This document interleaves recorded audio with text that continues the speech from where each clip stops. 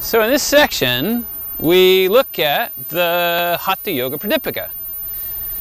The Hatha Yoga Pradipika is a text that we don't always look at in teacher trainings. We tend to look at Yoga Sutras almost exclusively, and sometimes we look at Bhagavad Gita, but this is a text I love, and it has everything to do with the tradition that we're practicing.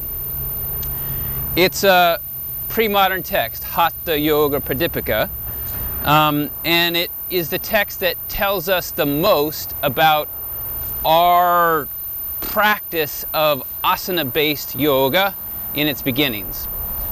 There were other texts that were produced before the Hatha Yoga Pradipika, which was produced like the mid-15th century, we could say 1450.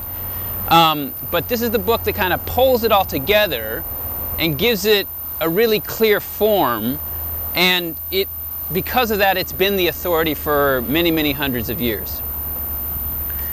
So Hatha Yoga Pradipika, a key text to study for yoga teacher training programs, or if you're just a yogi or a serious teacher and you want to know more about the tradition. This is really the heart of our modern asana tradition. And when we read this text, we get a sense of the flavor of that tradition. Patanjali's Yoga Sutras feels a little more ethereal, a little bit, definitely more removed from the body.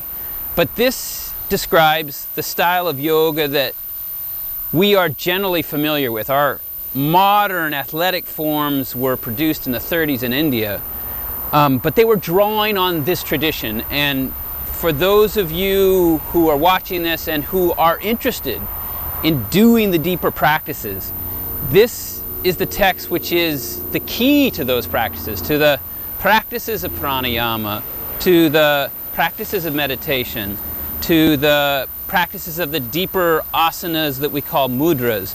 And then if you were even willing to go so far to go into what are called the shatkarmas, the 6 forms of internal cleansings, which are very aggressive practices, but can be very useful for some of us. So this text describes a broader yoga. It isn't just a yoga of asana, obviously, because it came out of a context where the emphasis was not on strictly athleticism, which is our modern focus. So we begin with asana, partly because we are working with aims other than the aims of enlightenment. We're working with the aims of health and beauty. These yogis also worked with those aims. They were secondary goals, and they were seen to have their own value in their own context. But this book, of course, is aimed primarily at the attainment of what it calls samadhi, that is the highest state of enlightenment, through the process of Kundalini awakening.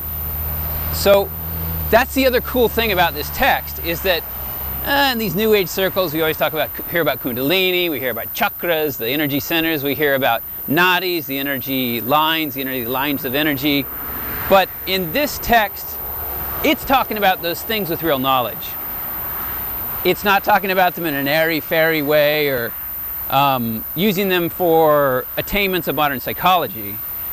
It's talking about them in a deep way, and it's talking about them in such a way that we understand that these are aimed towards this ultimate goal of full enlightenment that happens biologically in the body, that arises from this switch that's thrown that awakens a process which is its own intelligence, which we call Kundalini awakening, or call by some other names. So Svatmarama's Hatha Yoga Pradipika. The author's name is Svatmarama, and we've encountered that root sva in other lectures that we've given. Sva means self, and Atma is the soul part of our being. If we want to look at it, use Western language to refer to it. In the Indian tradition, though, this idea of Atma is the idea, it's pointing to that part of ourself which shares ultimate consciousness. The Atma is that capacity or part of ourself which is the ultimate consciousness. Yeah? And we are seen to contain that ultimate consciousness within the limited filters of our each individual beings. So Atma is that part which partakes of Brahman, the higher consciousness, and it's in each of us. And then Rama, which means beauty or delight. Svatma Rama. Brian Dana Akers, a translator of a recent edition of the Hatha Yoga Pradipika, which I highly recommend, translate that name as one who delights in his own Atman. So the figure who wrote this text was a yogi, and perhaps an attained yogi. He probably had to have some degree of high intelligence to be able to compose this text. And his name suggests that he delighted in his own Atman. That was his primary delight. He delighted in the process of enlightenment, the process of transcendence, which we might expect for an author of this caliber. And then the name of the text, Hatha Yoga Pradipika, we talk a lot in the tradition, the modern tradition, about the meaning of this word Hatha. Its blunt meaning is just force, and there's been a lot of discussion around, especially with the work of a great scholar by the name of Jason Birch, about what this term Hatha means. The blunt word means force, and in this tradition what that meant was, this is a forceful way to handle the body. For this path of enlightenment, for this sadhana, for this type of yoga, you're going to be very forceful with the body. You're going to be aggressive with the body.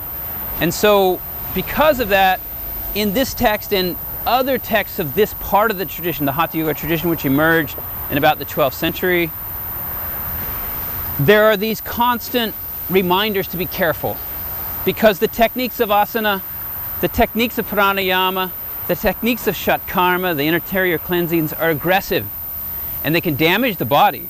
And we know that in modern yoga. We know if the asanas aren't performed properly, we can tear tissue, we can damage ourselves. So Hatha is a forceful approach to yoga. It attempts to